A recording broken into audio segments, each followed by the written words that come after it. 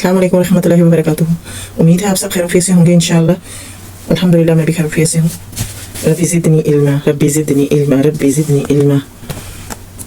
रब्बना आतिना फिद दुनिया हसनतन व फिल आखिरति हसनतन व किना अज़ाबन नार वदखिलिल जन्नत मअल अबरार या अज़ीज़ु या गफ़्फ़ार या रब्बिल आलमीन।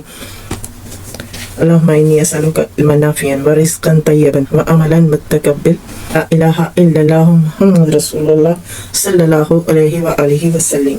सूरत तौबा का नाम क्यों रखा गया ये आपको बताना है, ठीक है। पहले यहाँ से स्टार्ट हमेशा करते हैं कि सूरत तौबा का नाम क्यों रखा गया, और इसमें ये भी बताना है कि बिस्मिल्लाह क्यों नहीं पढ़ी जाती इस सूरत में, ठीक है। और ज़माने नज़ूल व अज्ज़ाए सूरह के बारे में भी मैं बताऊँगी थोड़ा सा।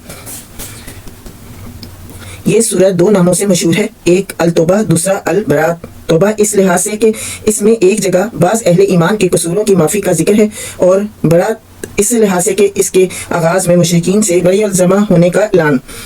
बिस्मिल्लाह ना लिखने की वजह इस सूरत की इब्तिदा में बिस्मिल्लाहिर रहमान नहीं लिखी जाती। इसमें मतलब उन्होंने कुछ वजह बयान की हैं बिस्मिल्लाह ना पढ़ने की, वो आपको बताते हैं, जिनमें बहुत कुछ इख्तलाफ हैं। इमाम राजी रहमतुल्लाह अलैह ने लिखी है कि नबी सल्लल्लाहु अलैहि वसल्लम ने खुद इसके आगाज़ में बिस्मिल्लाह नहीं लिखाई थी, इसलिए सहाबा इकराम रज़ियल्लाहु अन्हुम ने भी नहीं लिखी, ठीक है। तो बाद के लोग भी इसी की पैरवी करते रहे। ये इस बात का मजीद एक सबूत है कि कुरान को नबी सल्लल्लाहु अलैहि वसल्लम से जू का तू लेने और जैसा दिया गया वैसा ही इसको महफूज रखने में किस दर्जे एहतियात व एहतमाम से काम लिया गया है। ज़माने नज़ूल व अज्ज़ाए सूरह, ये सूरह 3 तकरीरों पर मुश्तमिल है। पहली तकरीर आगाज़े सूरह से 5वीं रुकू से आखिर तक चलती है। इसका ज़माना नज़ूल ज़िलक़दा 9 हिजरी या इसके लगभग है। नबी सल्लल्लाहु अलैहि वसल्लम इस साल हज़रत अबू बकर रज़ियल्लाहु अन्हु को अमीरुल हज मक्का रवाना कर चुके थे कि ये तकरीर नाज़िल हुई, यानी कि ये सूरत नाज़िल हुई। हुज़ूर सल्लल्लाहु अलैहि वसल्लम ने फ़ौरन सैयदना अली रज़ियल्लाहु अन्हु को इनके पीछे भेजा ताकि हज के मौके पर तमाम अरब के नुमाइंदा इज्तिमाई में इसे सुनाएं और इसके मुताबिक जो तर्ज़ अमल तजवीज़ किया गया था इसका ऐलान कर दें। दूसरी तकरीर रुकू 6 की इब्तिदा से रुकू 9 के इख्तिताम तक चलती है, और ये रजब 9 हिजरी या इससे कुछ पहले नाज़िल हुई, जबकि नबी सल्लल्लाहु अलैहि वसल्लम ग़ज़वा तबूक की तैयारी कर रहे थे। इसमें अहले ईमान को जहाद पर उकसाया गया और उन लोगों को सख्ती के साथ मलामत की गई है और नाफाक या ज़ईफ़ी ईमान या सुस्ती और काहली की वजह से राह खुदा में जान व माल का ज़िया बर्दाश्त करने से जी चुरा रहे थे। तीसरी तकरीर रुकू 10 से शुरू होकर सूरत के साथ ख़त्म होती है, और ये ग़ज़वा तबूक से वापसी पर नाज़िल हुई। इसमें मुतअद्दिद टुकड़े ऐसे भी हैं जो इन्हीं अयाम में मुख्तलिफ मौक़ा पर उतरे, और बाद में नबी सल्लल्लाहु अलैहि वसल्लम ने इशारा इलाही से इन सब को यकजा करके एक सिलसिला तकरीर में मुंसलिक कर दिया। उन सादिकुल ईमान लोगों पर मलामत के साथ माफ़ी का ऐलान है जो अपने ईमान में सच्चे तो थे मगर जहाद फी सबीलिल्लाह में हिस्सा लेने से बाज रहे थे। नज़ूल तरतीब के लिहाज से पहली तकरीर सबसे आखिर में आनी चाहिए थी, लेकिन मजमून की अहमियत के लिहाज से वही सबसे मुकद्दम थी, इसीलिए सहफ़ की तरतीब में नबी सल्लल्लाहु अलैहि वसल्लम ने इसको पहले रखा और बकिया दोनों तकरीरों को मुअख्खिर कर दिया। तारीख़ी पस मंज़र ज़माना नज़ूल की तायीन के बाद हमें इस सूरह के तारीख़ी पस मंज़र पर एक निगाह डाल लेनी चाहिए। जिस सिलसिला वक़ात से इसके मज़ामीन का तल्लुक़ है, इसकी इब्तिदा सुलह हुदैबिया से होती है। हुदैबिया तक 6 साल की मुसलसल जदोजहद का नतीजा इस शक्ल में रूनुमा हो चुका था कि अरब के तकरीबन 1/3 हिस्से में इस्लाम की मुनज़्ज़म सोसाइटी का दीन एक तहज़ीब व तमद्दुन और एक कामल बाअख्तियार रियासत बन गया था। हुदैबिया की सुलह जब वाक़िया हुई तो इस दीन को ये मौका भी हासिल हो गया कि अपने असरात नस्बतन ज़्यादा अमन व इत्मीनान के माहौल पर हर चार तरफ फैला सकें। इसके बाद वक़ात की रफ्तार ने 2 बड़े रास्ते अख्तियार किए जो आगे चलकर नहायत अहम नतीजे पर मुंतही हुए। इनमें से एक का तल्लुक़ अरब से था और दूसरे का सल्तनत रूम से। ज़माने नज़ूल व अज्ज़ाए सूरह और तारीख़ी पस मंज़र, और अब आगे आ रहा है अरब की तस्ख़ीर। अरब में हुदैबिया के बाद दावत व तबलीग और इस्तेहकाम कौम की जो तदबीरें अख्तियार की गईं, इनकी बदौलत 2 साल के अंदर ही اسلام کا دائرہ اثر اتنا پھیل گیا اور اس کی طاقت اتنی زبردست ہو گئی کہ پرانی جاہلیت اس کے مقابلے میں بے بس ہو کر رہ گئی۔ آخر کار جب قریش کے زیادہ پرجوش عناصر نے بازی ہارتی دیکھی تو انہیں یارہ ضبط نہ رہا اور انہوں نے حدیبیہ کے معاہدے کو توڑ ڈالا۔ لیکن نبی صلی اللہ علیہ وآلہ وسلم نے ان کی اس عہد شکنی کے بعد ان کو سنبھلنے کا کوئی موقع نہ دیا اور اچانک مکہ پر حملہ کر کے رمضان 8 ہجری میں اسے فتح کر لیا۔ حوازن، ثقیف، نضر، جشم اور بعض دوسرے جاہلیت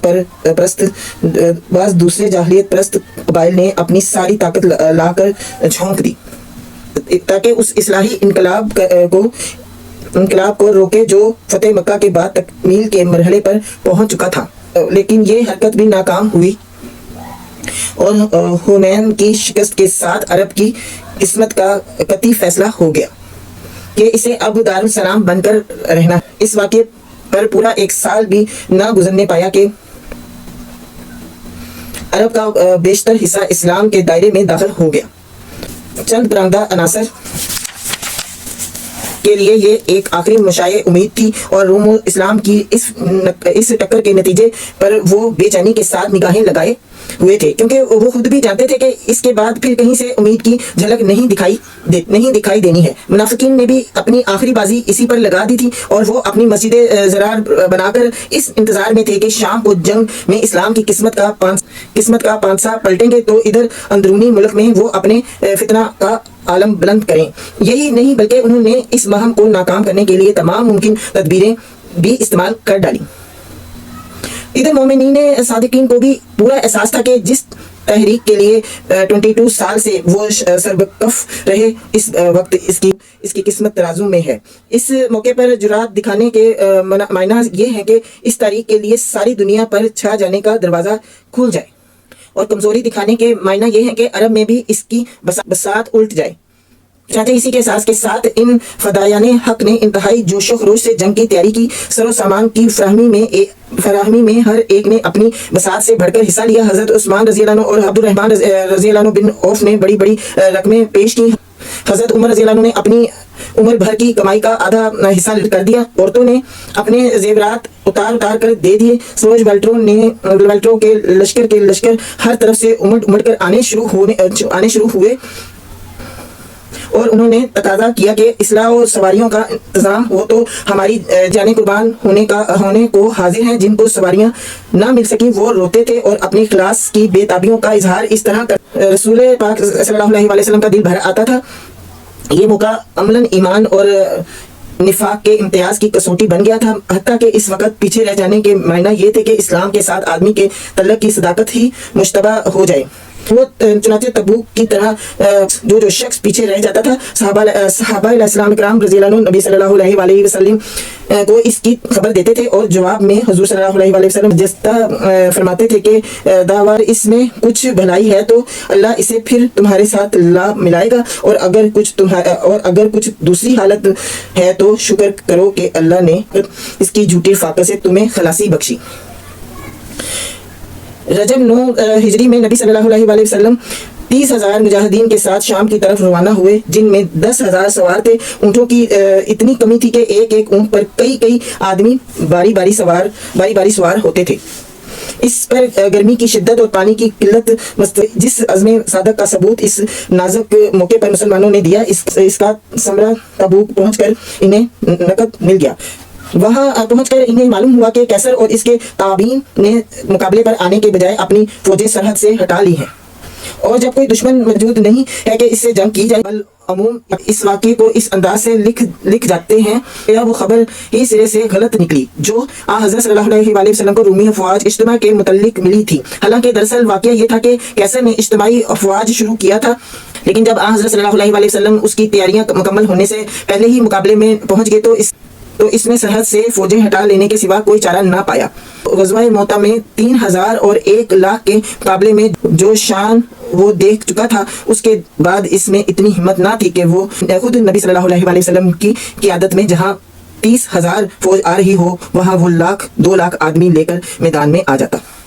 कैसर के युद्ध तरह दे जाने से जो इखलाकी फतह हासिल हुई इसको नबी सल्लल्लाहु अलैहि वसल्लम ने इस मरहले पर काफ़ी समझा और बजाय इसके कि तबूक से आगे बढ़कर सरहद शाम में दाखिल होते आप सल्लल्लाहु अलैहि वसल्लम ने इस बात को तरजीह दी कि इस फतह से इंतहाई मुमकिन सियासी और हरबी फ़वाइद हासिल कर लें। चनाचे आप सल्लल्लाहु अलैहि वसल्लम ने तबूक में 20 दिन ठहर कर उन बहुत सी छोटी छोटी रियासतों को जो सल्तनत रोम और दारुल सलाम के दरमियान वाक़या थी और अब तक रोमियों के ज़ेरे असर रही थी, सल्तनत इस्लामी का बाज गुजार और ताबे अमल बना लिया। इस सिलसिले में ओकीदर बिन अब्दुल मल्क किंदी एला के ईसाई रईस जोहन्ना बिन रुया और इसी तरह मकना जरबा और अज़ुरिया अदा करके मदीने की ताबियत कबूल की और इसका नतीजा ये हुआ कि इस्लामी हदूद इक़्तिदार बराह रास्त रूमी सल्तनत की सरहद तक पहुँच गए और जिन अरब कबाइल को कैसरा रूम और अब तक अरब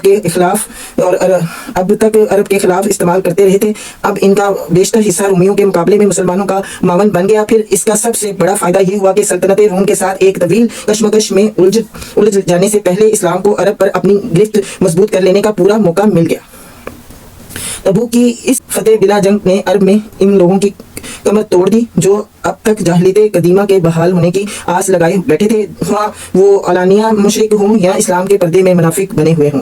इस आखिरी मायूसी ने इनमें से अक्सर और बेशतर के लिए इसके सिवा कोई चारा ना रहने दिया कि इस्लाम के दामन में पनाह लें और अगर खुद नेमत ईमानी से बहरावर ना भी हों तो कम अज़ कम इनकी आइंदा नस्लें बिल्कुल इस्लाम में जज़ब हो जाएं। इसके बाद जो एक बड़ाई नाम अक़लियत शिर्क व जाहिलियत में साबित कदम रह गई, वो इतनी बेबस हो गई थी कि उसी इस्लाही इनकलाब की तकमील में कुछ भी माना ना हो सकती थी जिसके लिए अल्लाह ने अपने रसूल को भेजा था। मसाइल मबाहिस ये है कि इस पस मंज़र को निगाह में रखने के बाद हम बआसानी उन बड़े बड़े मसाइल का हिस्सा कर सकते हैं जो इस वक्त दरपेश थे और सूरत तौबा में तारुद किया गया है।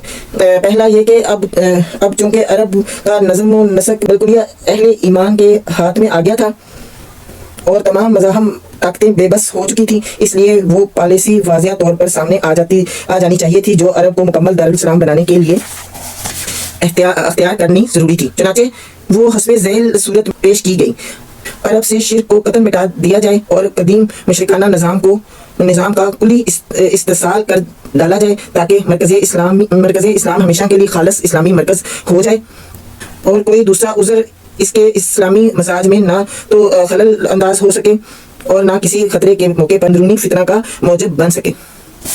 इसी गर्ज के लिए मुशरिकीन से बरात और इनके साथ मुआहदों के इख्तिताम का ऐलान किया गया है।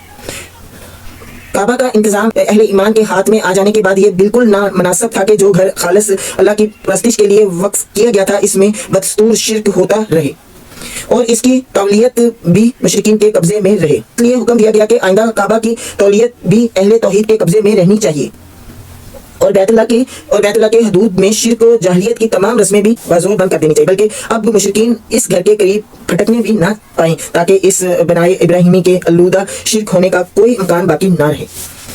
यहाँ पे मना किया ना कि खाना काबा और मदीना में मुशरिकीन का आना मना किया हुआ है, वो इसीलिए अल्लाह ताला ने इसमें सूरत तौबा में बताया कि हुक्म आ गया था सूरत तौबा में कि अब ये यहाँ नहीं रहेंगे, जो तो इस्लाम ले आएंगे वो रहेंगे और जो इस्लाम नहीं लाएंगे वो उनका मतलब वहाँ आना मना कर दिया गया था।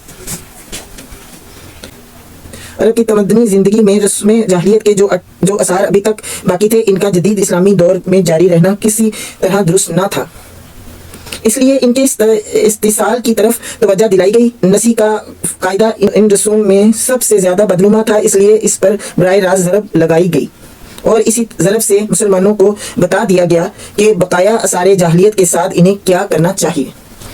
अरब में इस्लाम का मिशन पाया तकमील को पहुंच जाने के बाद दूसरा अहम मरहला जो सामने था वो ये था कि अरब के बाहर दीन हक का दायरा असर फैलाया जाए। इस मामले में रोम और ईरान की सियासी कुव्वत सबसे बड़ी सदेराह थी और नागज़ीर थी। अरब के काम से फारग होते ही इससे तसादुम हो नेज़ आगे चलकर दूसरे गैर मुस्लिम सियासी और तमद्दनी निज़ामों से भी इसी तरह साबका पेश आना था। इसलिए मुसलमानों को हदायत की गई कि अरब के बाहर जो लोग दीन हक के पैरो नहीं हैं इनकी खुद बख्तराना फरमा रवाई को बरोज़े शमशीर ख़त्म कर दो। अगर वो इस्लामी इक़्तिदार के ताबा होकर रहना कबूल कर ले, जहाँ तक के दीन हक पर ईमान लाने का तल्लुक़ है, इनको इख्तियार है कि ईमान लाएं या ना लाएं, लेकिन इनको ये हक नहीं है कि अल्लाह की ज़मीन पर अपना हुक्म जारी करें। اور انسانی سوسائٹی کو گمراہیوں کو خلق خدا پر اور ان کی آنے والی نسلوں پر زبردستی مسلط کرتے رہیں۔ زیادہ سے زیادہ جس آزادی کے استعمال کا انہیں اختیار دیا جا سکتا ہے وہ بس اسی حد تک ہے کہ خود اگر گمراہ رہنا چاہتے ہیں تو رہیں، بشرطیہ جزیہ دے کر اسلامی اقتدار کے متی بنے رہیں۔ تیسرا اہم مسئلہ منافقین کا تھا، جن کے ساتھ اب تک بکشم پوشی و درگزر کا معاملہ کیا جا رہا تھا۔ اب چونکہ بیرونی خطرات کا دباؤ کم ہو گیا تھا بلکہ گویا نہیں رہا تھا، اس لیے حکم دیا گیا کہ آئندہ ان کے ساتھ کوئی نرمی نہ کی جائے اور وہی سخت برتاؤ ان چھپے ہوئے منکرین حق کے ساتھ بھی ہو جو کھلے منکرین حق کے ساتھ ہوتا ہے۔ چنانچہ یہی پالیسی تھی جس کے مطابق نبی صلی اللہ علیہ وآلہ وسلم نے غزوہ تبوک کی تیاری کے زمانے میں سویلم کے گھر میں آگ لگوا دی، جہاں منافقین کا ایک گروہ اس گھر سے جمع ہوتا تھا کہ مسلمانوں کو شرکت جنگ سے باز رکھنے کی کوشش کریں۔ تبوک سے واپس تشریف لاتے ہی نبی صلی اللہ علیہ وآلہ وسلم نے پہلا کام یہ کیا تھا کہ تھوڑا بہت ضعف عزم باقی تھا اس کا علاج بھی ضروری تھا، کیونکہ اسلام عالمگیر جدوجہد کے مرحلے میں داخل ہونے والا تھا، اور اس مرحلے میں جب کہ اکیلے مسلم عرب کو پوری غیر مسلم دنیا سے ٹکرانا تھا، ضعیف ایمان سے بڑھ کر کوئی اندرونی خطرہ اسلامی جماعت کے لیے نہ ہو سکتا تھا۔ اس لیے جن لوگوں نے تبوک کے موقع پر سستی اور کمزوری دکھائی تھی ان کو نہایت شدت کے ساتھ ملامت کی گئی۔ پیچھے رہ جانے والوں کے لیے اس فعل کو کہ وہ بلا عذر معقول پیچھے رہ گئے، یعنی بغیر کسی عذر معقول پیچھے رہ گئے، بجائے خود ایک منافقانہ طرز عمل اور ایمان میں ان کے ناراست ہونے کا ایک باین ثبوت قرار دیا گیا، اور آئندہ کے لیے پوری صفائی کے ساتھ یہ بات واضح کر دی گئی کہ الہ کلامت اللہ کی جدوجہد اور کفر و اسلام کی کشمکش ہی وہ اصلی کسوٹی ہے جس پر دعوی ایمان پر رکھا جائے گا۔ جو اس آویزش میں اسلام کے لیے جان و مال اور وقت و محنت صرف کرنے سے جی چرائے گا، اس کا ایمان معتبر ہی نہ ہوگا، اور اس پہلو کی کسر کسی دوسرے مذہبی عمل سے پوری نہ ہو سکے گی۔ ان امور کو نظر میں رکھ کر سورۃ توبہ کا مطالعہ کیا جائے تو اس کے تمام مضامین بآسانی سمجھ میں آ سکتے ہیں۔ ٹھیک ہے، یہ صرف اس لیے پڑھا ہے کہ تاکہ آپ کو پتہ چل جائے۔ تفسیر میں بھی پتہ چلتا ہے، لیکن سٹارٹنگ میں میں نے کوشش تو کی ہے کہ اس کو آپ کو بتا دوں ڈیٹیل جو اس میں انہوں نے بتائی ہے شروع کرنے سے پہلے سورۃ توبہ۔ تو انشاءاللہ میں جو اس کو شروع جو کریں گے ابھی تو یہ ڈیٹیل وہ بتائیے نا، ساری زمانہ نزول اور سارا اس کا جو مباحث ہے، مثال اور مباحث وغیرہ بتائیے، نام کا بتایا، یہ ساری چیزیں بتائیں، اور اللہ تعالیٰ مجھے بھی اور آپ کو بھی توفیق دے کہ ہم بہترین طریقے سے قرآن کو سمجھیں، بہترین طریقے سے قرآن کو پڑھیں، اور جب کوئی اچھی بات یا قرآن کی بات یا قرآن آپ تک پہنچے تو اس کو آگے بھی لوگوں تک پہنچائیں۔ ٹھیک ہے انشاءاللہ۔ اوکے جی، اپنا بہت خیال رکھیں، اللہ حافظ۔